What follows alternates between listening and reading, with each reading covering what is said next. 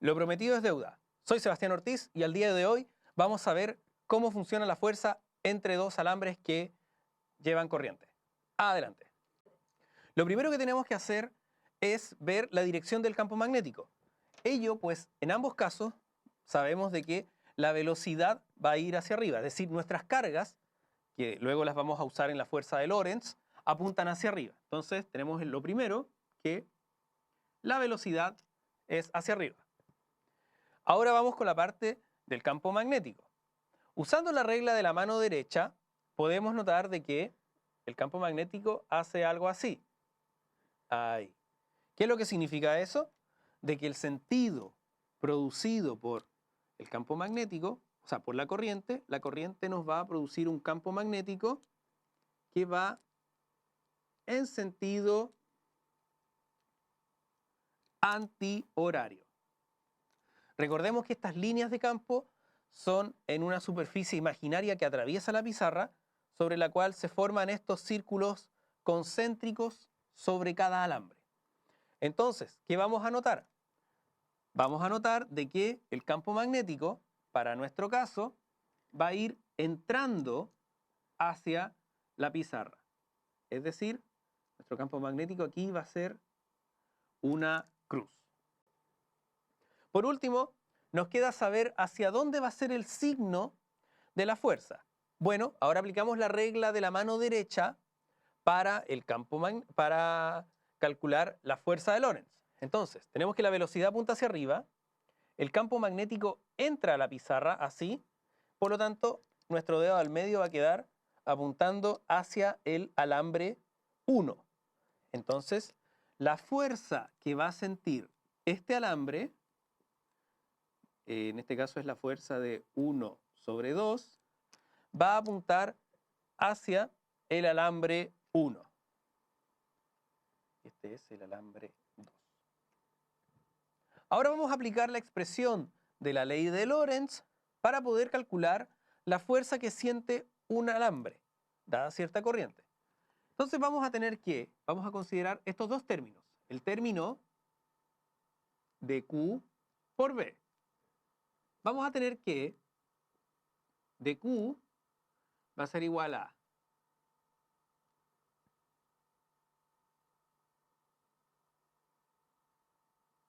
dx partido en dt.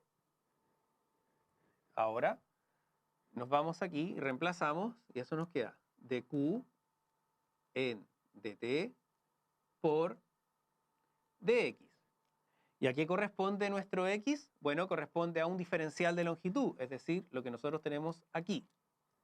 Entonces, como estamos hablando de un dq, que nos va a dar finalmente un diferencial de fuerza, para el caso en el cual yo tuviera, entre paréntesis, esto nos da obviamente la intensidad de la corriente, en el caso de que yo tuviera valores que no son diferenciales, sino de fuerza propiamente tal, vamos a tener que la fuerza va a ser igual a la corriente por L cruz B, donde L es el largo del alambre o una unidad de largo. Pero antes de seguir, tenemos que calcular el campo magnético producido por el alambre 1. Calculamos el campo magnético. Vamos a suponer de que esto es una distancia D.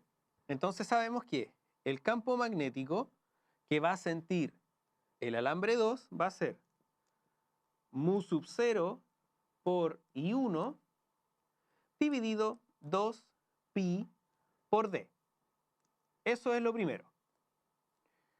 Ahora vamos a la fuerza magnética propiamente tal. Tenemos que la fuerza magnética va a ser I. ¿Pero cuál I? I2. I2, como estamos suponiendo de que aquí todo es perpendicular entre sí, por ejemplo, el campo magnético con la fuerza, el campo magnético con la velocidad forman un ángulo de 90 grados, entonces aquí podemos quedarnos básicamente con las magnitudes. Entonces esto me queda L por mu sub 0 y 1 dividido 2pi por d. Por último, vamos a llegar a la expresión siguiente.